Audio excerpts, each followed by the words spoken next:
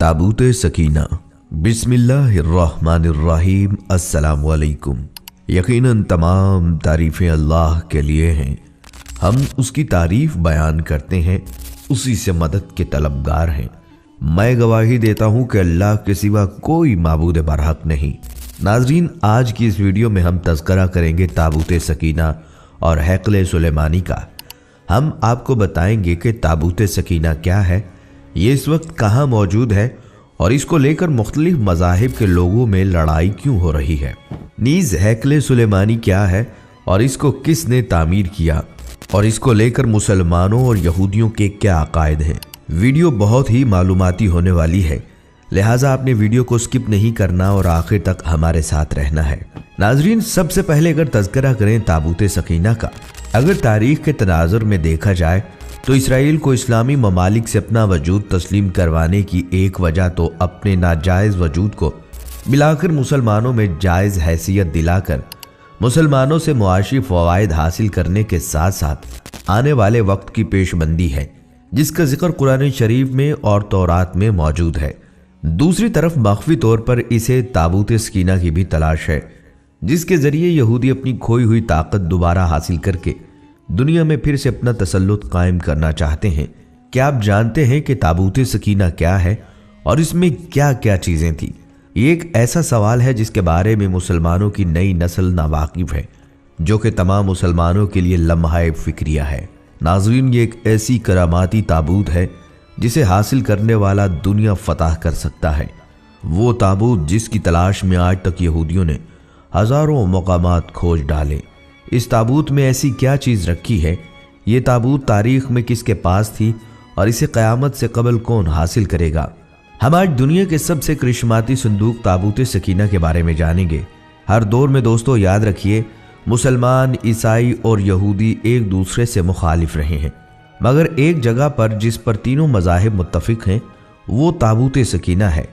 ये एक मौजज़ाती और करामाती ताबूत है जो मोमिनों के दिलों में सुकून और करार की गरज से नाजिल हुआ था और हज़रत आदम अलैहिस्सलाम से ख़ातमुल अंबिया सल्लल्लाहु अलैहि वसल्लम की मीरास रही, जिसकी वजह से इसकी अज़मत व हुर्मत बहुत ज़्यादा है। इस संदूक को ताबूत सकीना इसलिए कहा जाता है क्योंकि इस ताबूत के ज़रिए लोगों के दिलों में तसल्ली, इत्मीनान और सुकून हासिल होता है। इसे ताबूत इसलिए कहते हैं कि जो चीज़ इसमें से निकाली जाती थी वो फिर वापस उसी में चली जाती थी। इसके मुतल्लिक मुख्तलिफ अक़वाल हैं। बनी इसराइल इस संदूक को बड़ा मुतबर्रक और अपने लिए फ़तह और नुसरत का निशान समझते थे। जब ये संदूक उनके हाथ से निकल गया तो पूरी कौम की हिम्मत जवाब दे गई और हर एक इसराइली ये सोचने लगा कि खुदा की रहमत हमसे दूर हो गई और अब हमारे बुरे दिन आ गए। यहूदियों और मसीहों के नज़रिए के मुताबिक ताबूत सकीना मूसा अलैहिस्सलाम ने खुदा के कहने पर बनाया था और इसमें वो पत्थर की लोहें लाकर रखी थीं जो उनको खुदा ने कोहे सीना पर दी थीं और जिनमें यहूदी मज़ाहिब की तालीमात बयान की गई थी। मज़ीद ये भी कहा जाता है कि इसमें हज़रत मूसा अलैहिस्सलाम का आसा और मनो सलवा भी रखा गया था, जो बनी इसराइल के लोगों के लिए अल्लाह ताला ने आसमान से नाजिल किया था। ये बहुत मुक़द्दस ताबूत शुमार किया जाता था और हमेशा मजहबी रहनुमा इसको उठाया करते थे और इसकी हिफाजत के लिए फ़ौज का एक दस्ता भी हमेशा साथ रहता था। नीज़ ये बनी इसराइल के नज़दीक फ़तह और बरकत की इलामत था। इसको जंगों के दौरान में लश्कर से आगे रखा जाता था और यह समझा जाता था कि इस ताबूत की बरकत की वजह से जीत हमेशा बनी इसराइल की होगी। जब बनी इसराइल अल्लाह ताला के अहकामात की नाफरमानी करने लगे और खुल्लम खुल्ला वो काम करने लगे जिनसे अल्लाह ने उन्हें मना किया था, तो यह ताबूत उनसे एक जंग के दौरान में खो गया और उन्हें शिकस्त का सामना करना पड़ा। यह ताबूत हज़रत तालूत के ज़माने में वापस मिल गया। इसी बारे में कुरान मजीद में भी इरशाद है। उन लोगों से उनके नबी ने कहा कि तालूत के बादशाह होने की अलामत ये है कि तुम्हारे पास वो संदूक वापस आ जाएगा जिसमें तुम्हारे रब की तरफ से तस्कीन क़ल्ब का सामान है और वो कुछ अशिया हैं जो मूसा और हारून छोड़ गए थे, उनको फरिश्ते उठाकर लाएंगे और बिलाशुबा उसमें तुम्हारे लिए बड़ी निशानी है अगर तुम ईमान रखते हो। ये ताबूत जब तक मुशरिकीन के पास रहा तब तक उसकी वजह से उन पर मुश्किलात नाजिल होती नहीं और आखिरकार उन्होंने तंग आकर एक बैलगाड़ी पर रखकर اپنے علاقے سے باہر نکال دیا اور فرشتوں نے اس بیل گاڑی کو ہنکا کر واپس بنی اسرائیل تک پہنچا دیا، اور غالباً اسی بات کی طرف قرآن مجید میں بھی اشارہ کیا گیا ہے۔ حضرت داؤد کے زمانے تک اس تابوت کو رکھنے کے لیے کوئی خاص انتظام نہیں تھا، اور اس کے لیے پڑاؤ کی جگہ پر ایک الگ خیمہ لگا دیا جاتا تھا۔ حضرت داؤد نے خدا کے حکم سے خدا کا گھر بنانا شروع کیا، جو عین اس مقام پر ہے جہاں آج مسجد اقصی موجود ہے، لیکن یہ عالی شان گھر آپ کے بیٹے حضرت سلیمان کے عہد میں مکمل ہوا اور اس کو ہیکل سلیمانی کے نام سے جانا جاتا ہے۔ اس گھر کی تعمیر کے بعد تابوت سکینہ کو یہاں سے پورے احترام کے ساتھ رکھ دیا گیا، اور اس طرح یہ مقام یہودیوں کا مقدس ترین مقام بن گیا۔ بعد کے زمانے میں ہونے والی جنگوں نے اس ہیکل کو بہت نقصان پہنچایا، لیکن بابل کے بادشاہ بخت نصر بنو قد نصیر نے اس کو مکمل طور پر تباہ کر دیا اور اس کو آگ لگا دی۔ وہ یہاں سے مال غنیمت کے ساتھ ساتھ تابوت سکینہ بھی لے گیا تھا۔ اس تباہی کے نتیجے میں آج اصلی ہیکل کی کوئی چیز باقی نہیں ہے۔ ان تمام تباہیوں کے نتیجے میں تابوت سکینہ کہیں غائب ہو گیا اور اس کا کوئی نشان نہیں ملا۔ اس صندوق میں کیا ہے؟ بائبل کے مطابق اس میں حضرت یوسف کا جسد مبارک اور بائبل ہی کی بعض روایات کی روح سے ہڈیاں اور کپڑے تھے، اور اسے حضرت موسیٰ علیہ السلام مصر سے اپنے ساتھ لائے تھے۔ ناظرین، قصص الانبیاء میں ہے کہ اس متبرک صندوق میں تورات کا اصل نسخہ، حضرت موسیٰ و ہارون کے عصا و پیرہن اور من کا مرتبان محفوظ تھے۔ فلسطینیوں نے اسے اسرائیل سے چھین کر اپنے مندر بیت و جون میں رکھ دیا تھا۔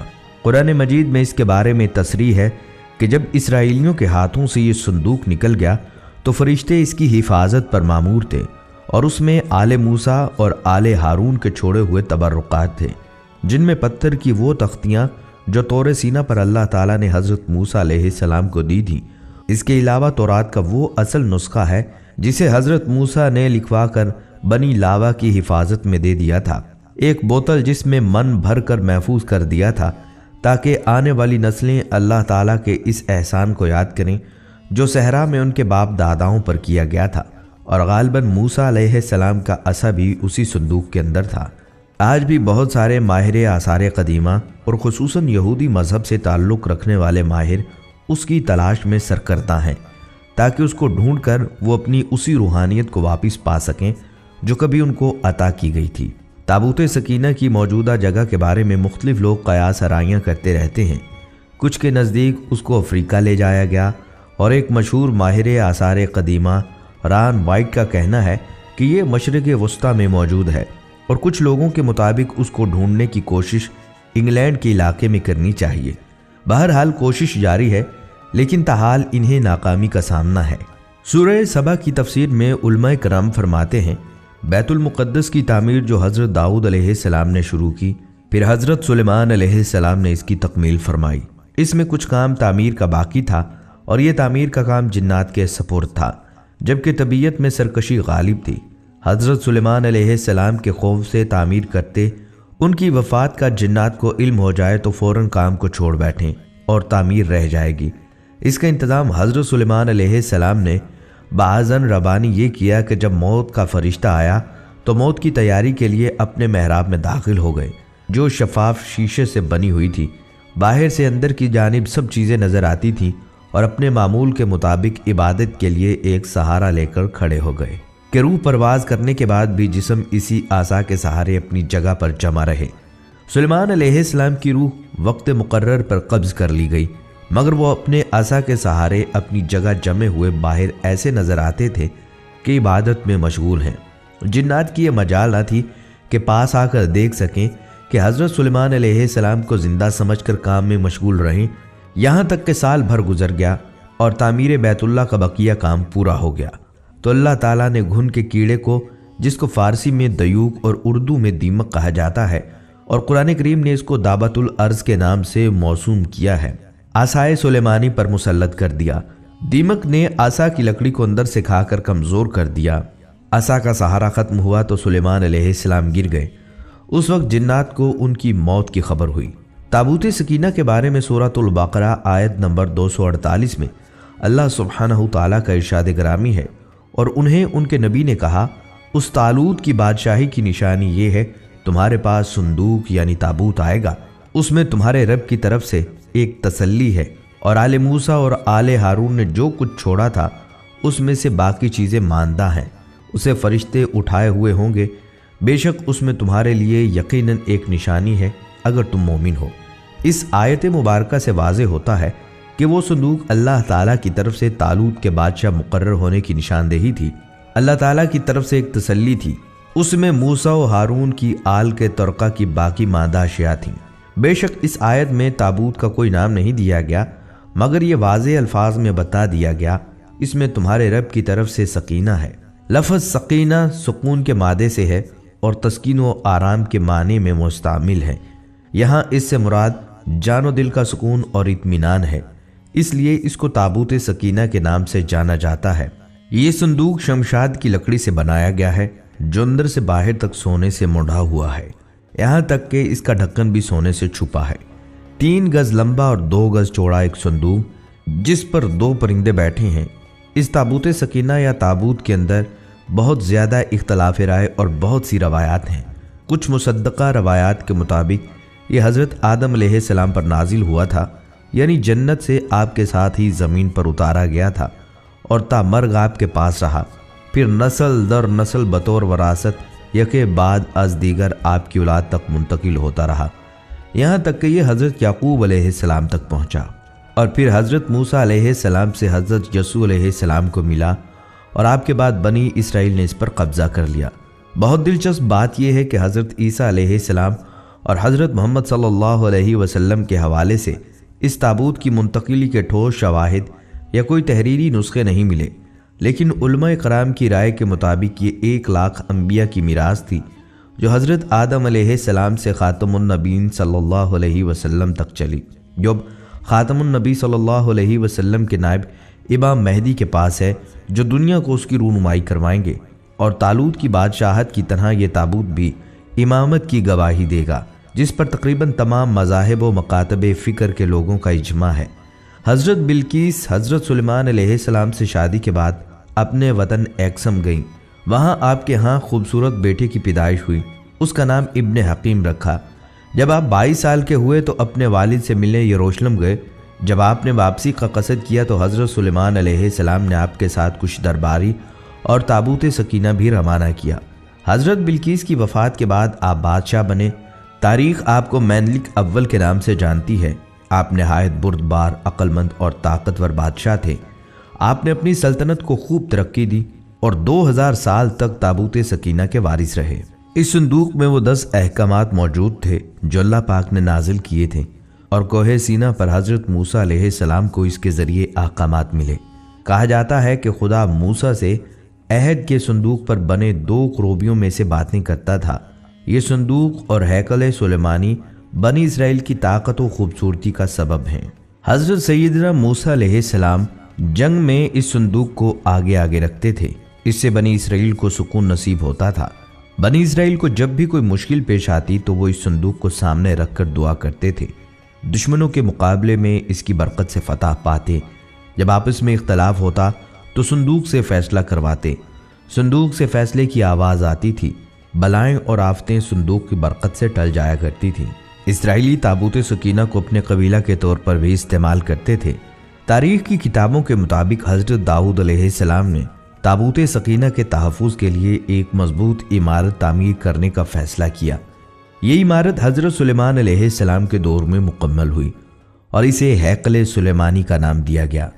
جب بنی اسرائیل اللہ تعالیٰ کی بہت زیادہ نافرمانی کرنے لگے تو ان پر یہ غضب ہوا کہ قوم عمالقہ کے بہت بڑے لشکر نے حملہ کر کے ان کی بستیاں تباہ کر ڈالیں اور یہ انوکھا صندوق بھی اٹھا کر لے گئے۔ اس کے بعد قوم عمالقہ نے صندوق کو گندی جگہ رکھ کر بے ادبی کی، جس کے نتیجے میں وہ مختلف بیماریوں کا شکار ہو گئے اور ان کی 5 بستیاں ہلاک ہو گئیں۔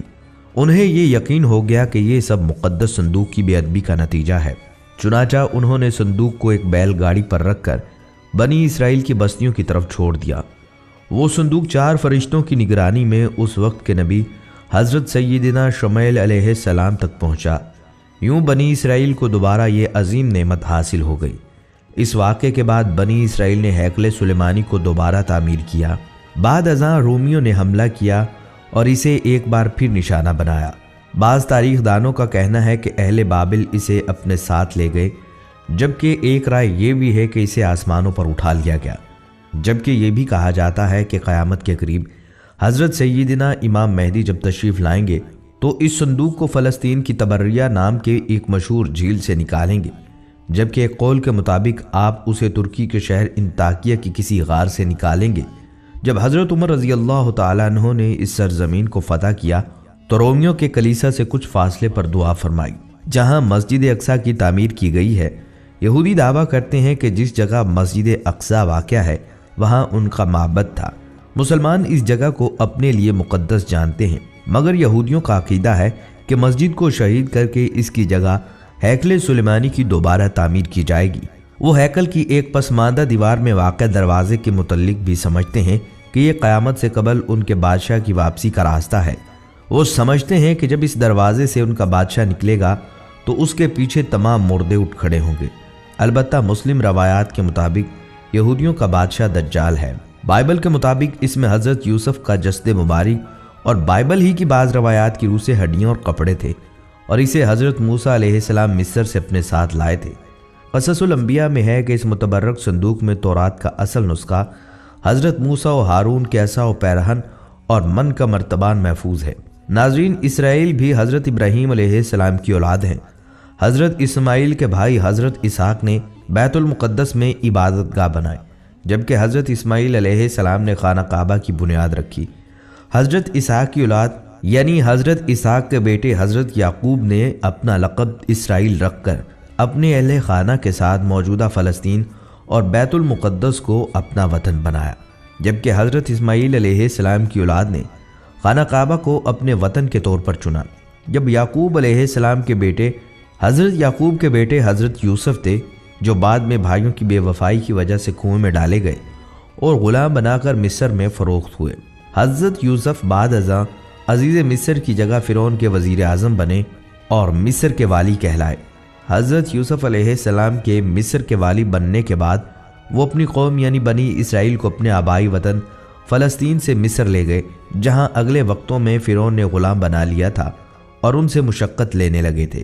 مصر میں حضرت موسیٰ نے بنی اسرائیل کو فرعون کی قید سے نجات دلائی اور انہیں آبائی وطن بیت المقدس یعنی فلسطین لے آئے۔ سالوں بعد بنی اسرائیل کو ایک اور قوم نے غلام بنا لیا اور فلسطین پر قبضہ کر لیا۔ سینائی کے علاقے میں حضرت داؤد علیہ السلام پیدا ہوئے، جنہوں نے بیت المقدس پر قابض بادشاہ کی بیرونی حملہ آوروں کے مقابلے میں مدد کی اور ایرانی حملہ آور بادشاہ اور انتہائی طاقتور جالوت کو جنگ میں قتل کر دیا۔ فلسطین کے بادشاہ سول نے اپنی بیٹی کی شادی حضرت داؤد علیہ السلام سے کر دی، جس کے مرنے کے بعد حضرت داؤد فلسطین کے بادشاہ بن گئے اور بنی اسرائیل پھر سے بیت المقدس میں آباد ہو گئے۔ حضرت داؤد کے انتقال کے بعد حضرت سلیمان فلسطین کے بادشاہ بنے، اور یہ دور تاریخ کا واحد دور ہے جس میں یہودی انتہائی طاقتور سلطنت کے مالک بن گئے، جبکہ حضرت اسماعیل علیہ السلام کی اولاد کفر میں ڈوب گئی، خانہ کعبہ میں بت رکھ دیے گئے، بے خانمہ خراب ہو گئی۔ حضرت سلیمان نے بیت المقدس میں اس جگہ ہیکل سلیمانی تعمیر کروایا، جہاں حضرت اسحاق نے بنی اسرائیل کے لیے عبادت گاہ کی بنیاد رکھی۔ دوستو، جو صندوق ایک نہ دو بلکہ پورے 1,24,000 انبیاء کرام کی میراث رہا ہو تو اس کی عظمت کتنی بلند ہوگی، اور اس صندوق کو رکھنے کے لیے اتنی ہی بلند مرتبہ اور برکت والی جگہ کی ضرورت تھی، جس کے لیے اللہ تعالیٰ نے اپنے کلام بلاغت میں ارشاد فرمایا، پاک ہے وہ ذات جو اپنے بندے کو رات ہی رات میں مسجد حرام سے مسجد اقصیٰ لے گئی، جس کے پاس ہم نے برکت دے رکھی تھی، اس کے لیے ہم نے اسے اپنی قدرت کے بعض نمونے دکھائے۔ یقیناً اللہ تعالیٰ بہت ہی خوب سننے والا اور دیکھنے والا ہے۔ جیسا کہ اللہ تعالیٰ نے اس زمین کو برکت والا کہا تو ثابت بھی کر دیا۔ اس زمین کو انبیاء کی سرزمین کا نام دیا اور اس جگہ کو انبیاء کی پیدائش گاہ بنا دیا، جن میں حضرت یعقوب علیہ السلام، حضرت یوسف علیہ السلام، حضرت داؤد علیہ السلام، حضرت سلیمان علیہ السلام، حضرت یحییٰ علیہ السلام، حضرت موسیٰ علیہ السلام، حضرت عیسیٰ علیہ السلام اور دیگر انبیاء اس پاک زمین میں پیدا ہوئے یا باہر سے آ کر آباد ہوئے۔ اس زمین میں ان گنت انبیاء کے مدفن بھی ہیں۔ یہ مقام فلسطین ہے جو موجودہ اسرائیل کہلاتا ہے۔ حضرت یعقوب علیہ السلام نے حکم خداوندی کے مطابق मस्जिद बैत उल मुक़द्दस मस्जिद अक्सा की बुनियाद डाली। इसी वजह से बैत उल मुक़द्दस आबाद हुआ। आपका नाम इसराइल अलैहिस्सलाम भी था। आप ही की औलाद बनी इसराइल कहलाती है। हज़रत मूसा अलैहिस्सलाम ने बरसों सराय सीना में फिरने के बाद अपनी कौम के लिए एक इबादत का खैमा बनाया। ये 25 फुट लंबा, 5 फुट चौड़ा और 15 फुट ऊंचा था।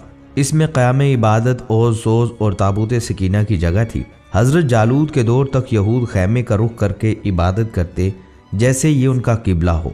हज़रत दाऊद अलैहिस्सलाम का दौर हुकूमत 33 साल था।